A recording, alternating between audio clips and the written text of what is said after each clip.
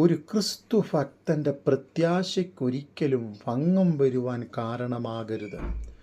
എന്തെന്ന് ചോദിച്ചാൽ, അവൻ്റെ പ്രത്യാശ ഈ ലോകത്തിൽ തീർന്നു പോകുന്ന ഒന്നല്ല, പിന്നെയോ മരണത്തെ ജയിച്ച് ഉയർത്തെഴുന്നേറ്റ ജയാളിയായ ക്രിസ്തുവിൻ്റെ പിൻഗാമിയാണ് ക്രിസ്തു ഭക്തൻ. റോമാലേഖനം 5-ാം അധ്യായം അതിൻ്റെ 5-ാം വാക്യം. പ്രത്യാശയ്ക്കോ ഭംഗം വരുന്നില്ല. ദൈവത്തിൻ്റെ സ്നേഹം നമുക്ക് നൽകപ്പെട്ട പരിശുദ്ധാത്മാവിനാൽ നമ്മുടെ ഹൃദയങ്ങളിൽ പകർന്നിരിക്കുന്നു. അതെ, ക്രിസ്തുവിൽ വിശ്വസിക്കുന്ന ഒരു ഭക്തൻ്റെ പ്രത്യാശയ്ക്ക് ഭംഗം വരുന്നില്ല. കാരണം ഒന്ന്, അവൻ്റെ ഹൃദയം എപ്പോഴും യഹോവ ഭക്തിയോടെ ഇരിക്കും. യെശയ്യാപ്രവചനം 11-ാം അധ്യായം അതിൻ്റെ 3-ാം വാക്യം. നിങ്ങൾ എത്രത്തോളം യഹോവ ഭക്തിയോടെ അവൻ്റെ വാക്കുകൾ അനുസരിച്ച് നടക്കുന്നുവോ അത്രമാത്രം നിങ്ങളുടെ ആത്മീക ജീവിതം സൗരഭ്യവും ദൈവത്തിന് പ്രസാദകരവും ആകും എന്ന് നാം മറന്നു പോകരുത്. അതെ, അവൻ്റെ പ്രമോദം, അവൻ്റെ സന്തോഷം ദൈവമായിരിക്കും. രണ്ടാമതായി, ക്രിസ്തുവിൽ എപ്പോഴും ജയോത്സകരമായി നടത്തുന്ന ദൈവത്തെ ഓർക്കുകയും ദൈവത്തെ ധ്യാനിക്കുകയും ചെയ്യുന്ന ഒരു സ്വഭാവം ഒരുവനിലുണ്ടാകും. 2 കൊരിന്ത്യർ ലേഖനം 2-ാം അധ്യായം 14-ാം വാക്യം.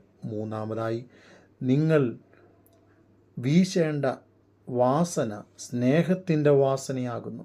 അത് ഈ ലോകപ്രകാരമുള്ളതല്ല, കാരണം ക്രിസ്തു നമ്മെ ജയോത്സകരമായി നടത്തുന്നു. 2, നമ്മിൽ പകർന്നിരിക്കുന്ന ദൈവത്തിൻ്റെ സ്നേഹം അത് പരിശുദ്ധാത്മാവിനാലാണ്.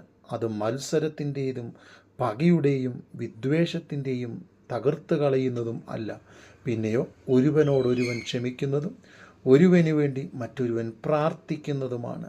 മനഃപൂർവ്വമായി വിഷയങ്ങളെ പങ്കുവയ്ക്കുന്നതും ഹൃദയരഹസ്യങ്ങൾ തമ്മിൽ ഏറ്റുപറഞ്ഞ് ദൈവത്തോട് ഇടിവിൽ നിന്ന് കരയുന്നതുമാണ്.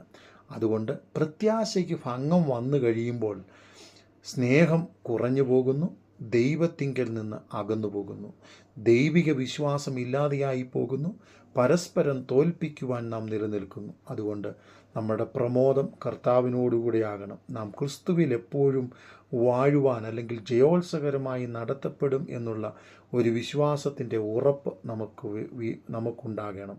മാത്രമല്ല, നമ്മിൽ വീശേണ്ടുന്ന വാസന അല്ലെങ്കിൽ നമ്മിൽ നിന്ന് പുറത്തു വരേണ്ടുന്ന സൗരഭ്യം ക്രിസ്തുവിൽ ഉള്ളതായിരിക്കണം. അപ്രകാരമാകുമ്പോൾ പരിശുദ്ധാത്മാവിനാൽ നാം നയിക്കപ്പെടുകയും അനുദിന ജീവിതത്തിൽ ശക്തിയോടുകൂടി ജയത്തോടുകൂടി മുൻപോട്ട് പോകുവാൻ തക്കവണ്ണം ദൈവത്താൽ നാം ഒരുക്കപ്പെടുകയും ചെയ്യും.